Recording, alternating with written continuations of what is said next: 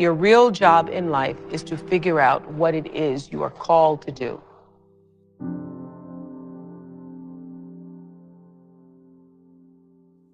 And you use a job until you can figure out what the calling is. Because a job is necessary to survive, and you live in a world where, so in my early days, I had a job. I had a job until I could figure out what it was really, what that gave my life its purpose and meaning. And I'd gotten demoted in my job in Baltimore as an anchorwoman because as they hired me, and then they decided I was the wrong color, and I was the wrong size, and I was the wrong, I had lots of problems, and they were trying to take me off the air. And they put me on a talk show one morning because they didn't know what to do with me.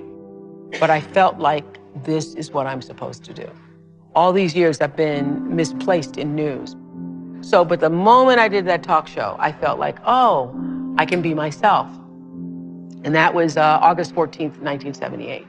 And that was the beginning of fulfilling the calling.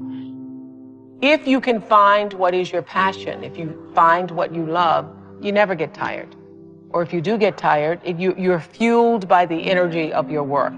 So I know that I'm doing exactly what I'm supposed to be doing at this time. I also know that what this show can do in terms of being a voice in changing the world, it's just the beginning of what this show can do. It's fun to do things like this. But, and it's necessary to do things like this in order to be able to do the bigger, grander things, to change what happens to the face of children in Africa, for example, what happens to education with kids in this country. So I believe that, that what has happened to me is really the beginning of the greater passion to come. But if you find out what you're supposed to do, and you know what you're supposed to do by how it feels, and so you know if you're doing the right thing, if it feels like it's right to you. And when you hit the thing that feels right, when you know it's the right thing, you know it's right because it gives you your juice, and you know it's right because you would do it for nothing. You would do it for nothing and find a way to be able just to do it in order to be able to continue. That's how you know you're doing what you're supposed to be doing. There were many days that I sat in my chair across from 1 or 2 or 5 or 6 or 7 people, and I would be so frustrated because I just wanted to shake people sometimes and say, why didn't you pay attention to your life? I said on the show, probably the producers tell me that they counted 33 times, but I know I thought it at least 1,000 times. I would say listening to your life as it whispers to you first so that it does not have to knock you upside the head with a brick or come crashing down on you as a brick wall is one of the greatest principles of life, because there are many things that happen in life that are beyond our control. Natural disasters, death, unexplained events. But there are also many, many, many things in life which we can control and become out of control because you're just not paying attention. You are sleepwalking through your life. And I have seen this so many times on the show. I wanted to take the guests and go, would you just pay attention? So this is what I've learned and how I've explained it to myself. Life whispers to you all the time.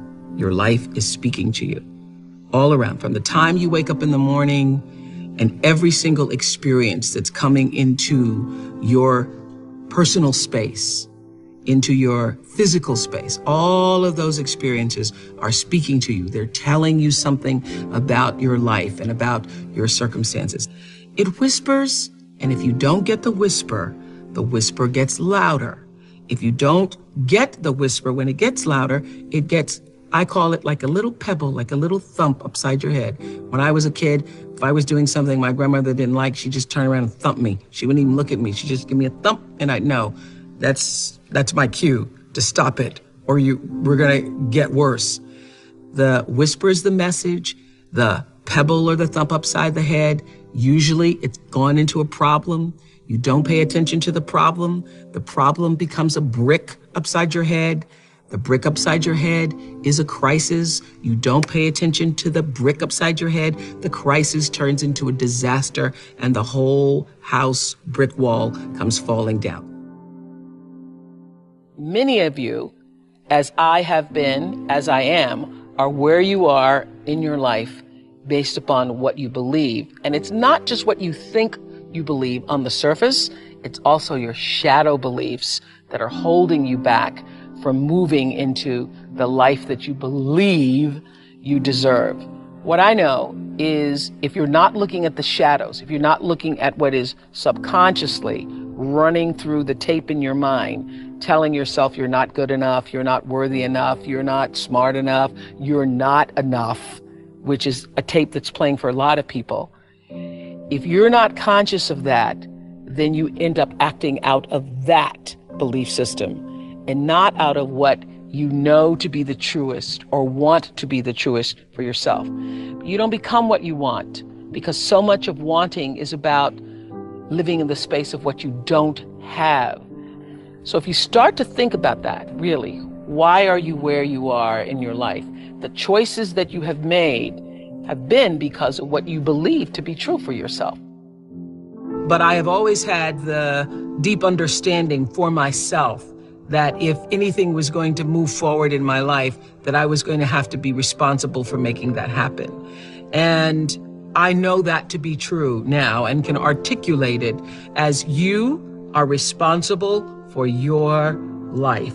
And if you're sitting around waiting on somebody to save you, to fix you, to even help you, you are wasting your time, because only you have the power to take responsibility to move your life forward. And the sooner you get that, the sooner your life gets into gear. This is what I know from doing 25 years and thousands of interviews on The Oprah Show.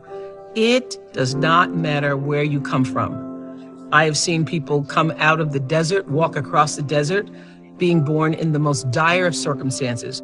Doesn't matter what your mama did, whether she did or had a PhD or no D. What matters is now, this moment, and your willingness to see this moment for what it is, accept it, forgive the past, take responsibility, and move forward.